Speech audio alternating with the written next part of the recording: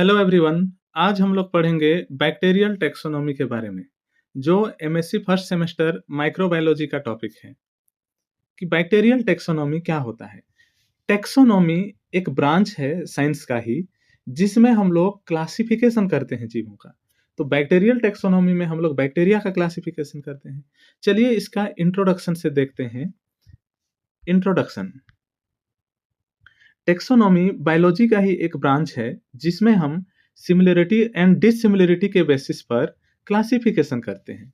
तो टेक्सोनॉमी जो है ये बायोलॉजी का ही एक ब्रांच है, जिसमें हम लोग जीवों को उनके समानता और असमानता के आधार पर क्लासिफिकेशन करते हैं, अलग अलग ग्रुप में उनको रखते हैं। टेक्सोनॉमी की रिक्वायरमेंट इसलिए होती है क्योंकि नेचर में अनेक डाइवर्स जीव हैं। टेक्सोनॉमी की आवश्यकता हमें इसलिए होती है क्योंकि नेचर में कई तरह के अलग अलग प्रकार के जीव हैं, और सभी जीवों को हम लोग एक साथ एक ही ग्रुप में नहीं रख सकते। ऐसे में हम सारे जीवों को जान भी नहीं सकेंगे। तो सभी जीवों की अध्ययन की सुविधा के लिए हम लोग इनको क्लासिफिकेशन करते हैं, जिनके बारे में जानना या अध्ययन करना हमारे लिए बहुत कठिन होता है, बट टेक्सोनॉमी इसे आसान बनाता है। जैसे मैंने बताया कि टेक्सोनॉमी की रिक्वायरमेंट हमें इसलिए होती है क्योंकि अनेक डाइवर्स जीव हैं इस अर्थ में, और उनके बारे में हमें स्टडी करना हो या उनके बारे में जानना हो तो वह बहुत कठिन काम है, लेकिन टेक्सोनॉमी इसको आसान बनाता है। इसलिए हमें टेक्सोनॉमी की आवश्यकता होती है। टेक्सोनॉमी में जीवों का क्लासिफिकेशन करते हैं। टेक्सोनॉमी जो शाखा है, इस शाखा के अंतर्गत हम लोग जीवों को क्लासिफाई करते हैं अलग अलग ग्रुप में, उनके सिमिलरिटी एंड डिसिमिलरिटी के आधार पर। बैक्टीरियल टेक्सोनॉमी में हम बैक्टीरिया का क्लासिफिकेशन करते हैं। जैसे टेक्सोनॉमी में हम लोग जीवों का क्लासिफिकेशन करते हैं, उसी तरीके से अगर बैक्टीरियल टेक्सोनॉमी कहें तो हम लोग यहाँ पे बैक्टीरिया का क्लासिफिकेशन करते हैं या बैक्टीरिया का अध्ययन करते हैं, स्टडी करते हैं, तब उसको हम लोग बोलते हैं बैक्टीरियल टेक्सोनॉमी। आगे देखते हैं हिस्ट्री। टेक्सोनॉमी जो शब्द है यह ग्रीक शब्द से लिया गया है। टेक्सोनॉमी शब्द को ही ग्रीक शब्द से लिया गया है। टेक्सोनॉमी जो है ये दो शब्दों से मिलकर बना है, टेक्सिस और नोमस, जिसमें टेक्सिस का अर्थ है व्यवस्था या क्रम में रखना, और नोमस का अर्थ है नियम, यानी कि एक विशेष नियम या सिद्धांत के तहत जीवों को क्रम में या व्यवस्था में रखना, व्यवस्था में अरेंज करना ही टेक्सोनॉमी है। और जब हम एक निश्चित नियम और सिद्धांत से जीवों को क्रम में रखते हैं, तब हमें उनकी अध्ययन में सुविधा होती है, और इनको नियमतः व्यवस्था में रखना ही टेक्सोनॉमी कहलाता है। टेक्सोनॉमी की बात किया जाए तो टेक्सोनॉमी को सबसे पहले एक स्वीडन के साइंटिस्ट थे, कैरोलस लिनियस। इन्होंने 1707 और 1778 तक काम किया। इस दौरान इन्होंने सबसे पहले टेक्सोनॉमी का सिद्धांत दिया था, कैरोलस लिनियस ने, याद रखिएगा। टेक्सोनॉमी शब्द को सर्वप्रथम एपीडी कैंडोले ने दिया था। एपीडी कैंडोले, जिन्होंने 1813 में सबसे पहले टेक्सोनॉमी शब्द दिया था। कैरोलस लिनियस ने इसको प्रतिपादित किया, इस सिद्धांत को दिया, पर उन्होंने इसका नाम अरेंजमेंट रखा था, व्यवस्था रखा था, टेक्सोनॉमी नहीं रखा था। टेक्सोनॉमी शब्द देने वाले एपीडी कैंडोले थे। फादर ऑफ टेक्सोनॉमी हेनरी सांतापाउ को कहा जाता है। हेनरी सांतापाउ को फादर ऑफ टेक्सोनॉमी कहते हैं। इन्होंने 1903 से 1970 तक काम किया है। आगे देखते हैं डेफिनेशन। बायोलॉजी की वह ब्रांच जिसमें क्लासिफिकेशन एंड प्रिंसिपल्स का स्टडी किया जाता है, उसे टेक्सोनॉमी कहते हैं। बायोलॉजी की वह ब्रांच जिसके अंतर्गत हम लोग जीवों के क्लासिफिकेशन और उनके क्लासिफिकेशन के प्रिंसिपल का स्टडी करते हैं, तो उसको हम लोग टेक्सोनॉमी कहते हैं। एक डेफिनेशन हुआ। दूसरे तरीके से हम कैसे डिफाइन कर सकते हैं? जीवों का निश्चित नियमों व शर्तों का पालन करते हुए क्लासिफिकेशन करना टेक्सोनॉमी कहलाता है। किन्हीं भी जीवों को एक निश्चित नियम और शर्तों या सिद्धांतों का पालन करते हुए क्लासिफिकेशन करना, उनको अरेंज करना टेक्सोनॉमी कहलाता है। जैसे टेक्सोनॉमी शब्द का अर्थ भी यही है। अब हम बात करते हैं प्रिंसिपल ऑफ टेक्सोनॉमी की, कि टेक्सोनॉमी का प्रिंसिपल क्या होता है।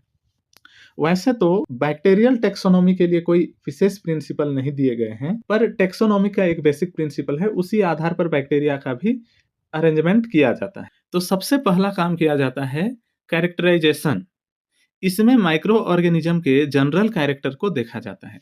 कैरेक्टराइजेशन का प्रोसेस किया जाता है सबसे पहले, तो इस दौरान जो माइक्रो ऑर्गेनिज्म हैं या बैक्टीरिया हैं, उनके जनरल कैरेक्टर को देखा जाता है। जैसे कि बैक्टीरिया का शेप एंड साइज देखा जाएगा कि बैक्टीरिया किस शेप या साइज के हैं। क्या वो कोकस हैं यानी राउंड शेप हैं या बेसिलस हैं, रॉड शेप हैं? इन सब चीज़ों को देखा जाएगा। किस साइज के हैं, बड़े हैं, छोटे हैं, इन सारी चीज़ों को देखा जाता है। दूसरा चीज़ बैक्टीरिया का हैबिटाट को देखा जाएगा। बैक्टीरिया का हैबिटाट क्या है देखा जाएगा कि ये एक्सट्रीम सॉल्ट कंडीशन में रहते हैं, एक्सट्रीम टेम्परेचर में रहते हैं या बहुत ज़्यादा ठंडे एरिया में रहते हैं, बहुत ज़्यादा गर्म एरिया में रहते हैं, मार्सी एरिया में रहते हैं या ड्राई एरिया में रहते हैं, वाटर में रहते हैं या सॉइल में रहते हैं। इस तरीके से या किसी लिविंग जीव के अंदर रहते हैं, कैसे एनवायरनमेंट में रहते हैं, इनका हैबिटाट क्या है, इन चीज़ों को भी देखा जाता है। नेक्स्ट है बैक्टीरिया का मॉर्फोलॉजी एंड अदर कैरेक्टर को देखा जाता है। बैक्टीरिया का मॉर्फोलॉजी देखा जाएगा, सिलिया कैसे हैं उनमें, फ्लैजिला हैं या नहीं हैं, या उनमें और अदर कैरेक्टर क्या-क्या हैं, इन सब कैरेक्टर को सबसे पहले देखा जाएगा। जैसे कोई नया बैक्टीरिया मिला है हमें, मान लीजिए ये कुछ बैक्टीरिया हैं जो हमें मिले हैं, तो सबसे पहले हम लोग इन बैक्टीरिया के बारे में उनका कैरेक्टर्स को देखेंगे और कहीं पे नोट कर लेते हैं। ये पहला काम होता है। फिर हम लोग क्या करते हैं, आइडेंटिफिकेशन। देखे गए कैरेक्टर के आधार पर माइक्रो ऑर्गेनिज्म की पहचान करते हैं कि वह कौन सा माइक्रो ऑर्गेनिज्म है। साथ ही यह भी पता लगाते हैं कि जो माइक्रो ऑर्गेनिज्म है वह पहले से प्राप्त बैक्टीरिया के किस ग्रुप के साथ सिमिलरिटी रखता है। पहला प्रोसेस हमने क्या किया, कैरेक्टराइजेशन किया। मतलब जो नए बैक्टीरिया, जैसे इस तरीके से नए बैक्टीरिया कुछ मिले थे, तो इन सारे बैक्टीरिया का कैरेक्टर देख लिया, ग्राम नेगेटिव हैं, पॉजिटिव हैं, कलर कैसा है, कितने बड़े हैं, साइज कैसे हैं, गोल हैं या लंबे हैं, सारा चीज़ हमने देख लिया कैरेक्टराइजेशन में। दूसरा काम हम लोग क्या करिए, आइडेंटिफिकेशन करते हैं। तो आइडेंटिफिकेशन किस तरीके से करते हैं, देखिए ये जो बैक्टीरिया हैं यहाँ पे, ये नए प्राप्त बैक्टीरिया हैं। इनका कैरेक्टर हम लोगों ने नोट कर लिया है कॉपी में इस तरीके से।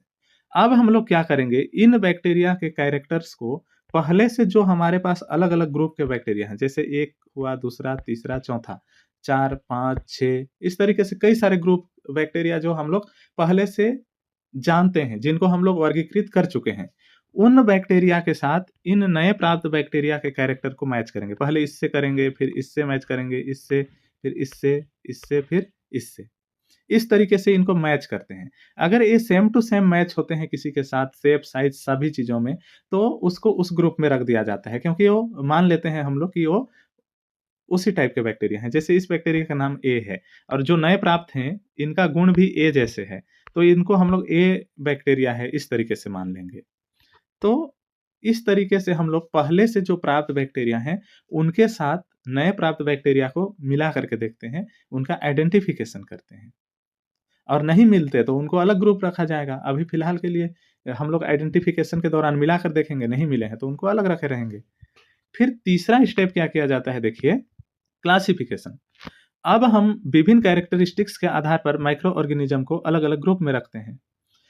विभिन्न कैरेक्टरिस्टिक्स, जैसे हम लोग अलग-अलग कैरेक्टर को नोट किए हैं, इनसे मिलाकर देखें, अगर ये मिल गए तो जिनसे मिलेंगे उनके साथ रखेंगे और नहीं मिले तो हम लोग उनको अलग ग्रुप में रखेंगे। तो क्लासिफिकेशन के दौरान हम लोग किन-किन कैरेक्टर्स को ध्यान में रखते हैं, देखते हैं चलिए। क्लासिफिकेशन का मतलब है हम लोग किसी एक ग्रुप में उनको रख देंगे या एक नया ग्रुप बनाकर उनको रखेंगे।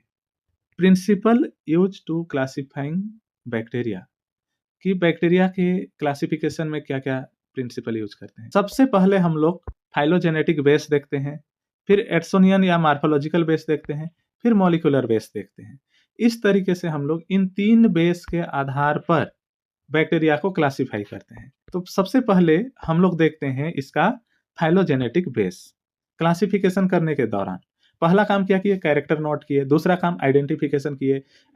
आइडेंटिफाई हो गए तो ठीक है, नहीं हुए तो कोई बात नहीं।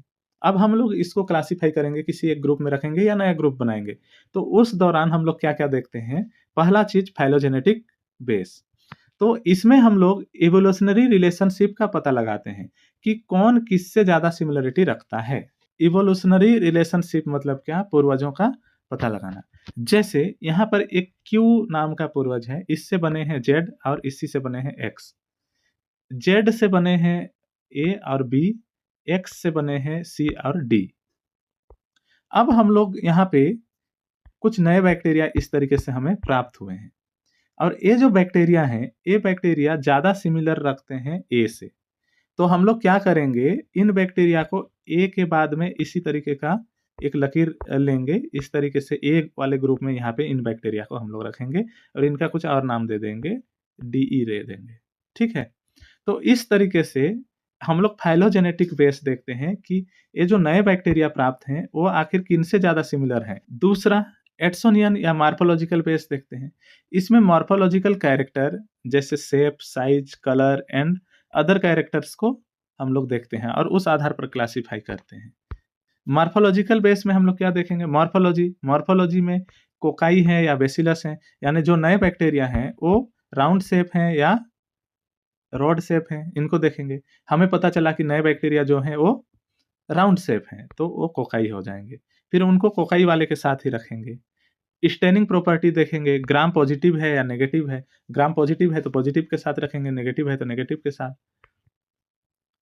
कल्चरल प्रॉपर्टीज जैसे लैक्टोज फर्मेंटिंग है या नॉन लैक्टोज फर्मेंटिंग है, तो इन सभी चीज़ों को देखते हैं। कलर क्या है, बायोकेमिकल रिएक्शन कैसे कराते हैं, इस तरीके से अलग अलग कैरेक्टर्स को हम लोग मॉर्फोलॉजिकल बेस में देखते हैं और मॉर्फोलॉजी के आधार पर हम लोग इनको दूसरे ग्रुप में रखते हैं। मान के चलिए इधर ए बैक्टीरिया है और बी, और इधर नए प्राप्त बैक्टीरिया हैं। इनका इवोल्यूशनरी रिलेशनशिप इनके साथ भी बराबर है, इनके साथ भी बराबर है, दोनों से।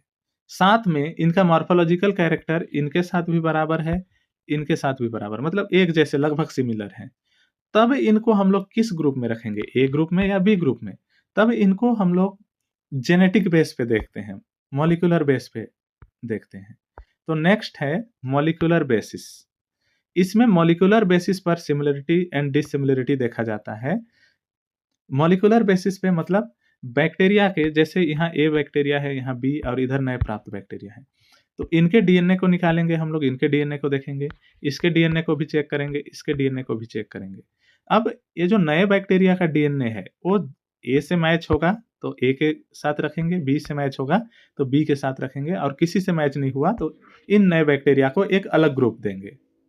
तो इस तरीके से कैरेक्टर, मॉर्फोलॉजी, एवोल्यूशनरी बेस और मॉलिक्यूलर बेसिस पर हम लोग इनका स्टडी करते हैं और इनको किसी एक ग्रुप में रखेंगे या फिर एक नया ग्रुप इनको देते हैं। इस तरीके से क्लासिफिकेशन का प्रोसेस किया जाता है। अब क्लासिफिकेशन के बाद अंत में हम लोग, अब नए बैक्टीरिया हैं, जो नए प्राप्त बैक्टीरिया हैं, इनको कुछ एक नाम तो देना पड़ेगा। अगर नाम नहीं देंगे तो हमको स्टडी के लिए सुविधा नहीं होगी और हम इनको किस नाम से जानेंगे, तो इनका नोमेनक्लेचर कर दिया जाता है। और नोमेनक्लेचर के लिए सबसे फेमस विधि है बाइनोमियल नोमेनक्लेचर, द्विनामकरण पद्धति। उस माध्यम से इनका नोमेनक्लेचर कर दिया जाता है। इस तरीके से टेक्सोनॉमी का प्रोसेस होता है समाप्त। इसके क्या एडवांटेज हैं, इनका एडवांटेज हम लोग देख लेते हैं। कन्वेनियंस ऑफ स्टडी, अध्ययन की सुविधा होती है इससे। किसी भी जीव को हम स्टडी करना चाहें तो उसको हम लोग सुविधाजनक रूप से स्टडी कर सकते हैं, क्योंकि उसको हम लोग पहले ही क्लासिफाई कर चुके हैं, कोई रैंडम नहीं है। दूसरा, knowledge of evolutionary process, evolutionary process का नॉलेज होता है हमें।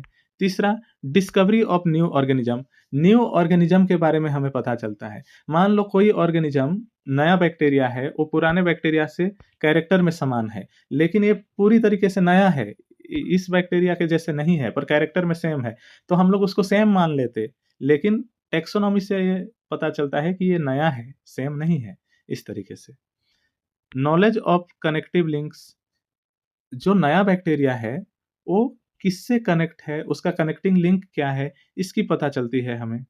नॉलेज ऑफ एडाप्टेशन, एडाप्टेशन का भी नॉलेज होता है कि ये किस किस तरीके के इन्वायरमेंट में अपने आप को एडाप्ट कर सकते हैं, उन सब चीज़ों का। Helpful in preservation of organism, organism के प्रिजर्वेशन में भी हेल्पफुल होते हैं। तो ये इनका एडवांटेज है। यहाँ तक था बैक्टीरियल टेक्सोनॉमी का टॉपिक, जो बहुत ही इजी टॉपिक है। इसके बाद में हम लोग दूसरा टॉपिक पढ़ेंगे। तब तक के लिए आप हमारे चैनल को सब्सक्राइब कर लीजिएगा और बेल आइकन को प्रेस कर लीजिएगा, ताकि जैसे ही मैं दूसरा वीडियो डालूं आप लोगों तक नोटिफिकेशन पहुंच सके और आप वीडियो को देख सकें।